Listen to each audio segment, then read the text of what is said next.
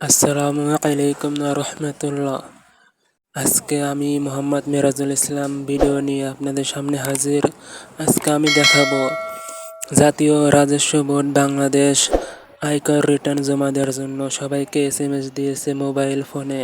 তো আপনি আপনার মোবাইল ফোনে চেক করে দেখুন যে আপনার মোবাইলে আয়কর রিটার্ন দেওয়ার জন্য জানানো হয়েছে কিনা। আমি আমার মোবাইলের তার দেখালাম, দেখুন। আমি আমার মোবাইলে স্ক্রিনে আসলাম, তারপর SMS মেসেঞ্জার অ্যাপসের ভিতরে ঢোকার জন্য ক্লিক করলাম। তারপর আমি আমার মেসেঞ্জে গিয়ে দেখলাম যে জাতীয় রাজস্ব বোর্ড বাংলাদেশের ওয়েবসাইট থেকে জানানো হয়েছে যে অনলাইনে আয়কর রিটার্ন জমা দেওয়ার জন্য সকলকে অনুরোধ করা হচ্ছে। আপনাদের কাছে হয়তো ভিডিওটি ভালো লাগবে, এই জন্য একটা লাইক দিন।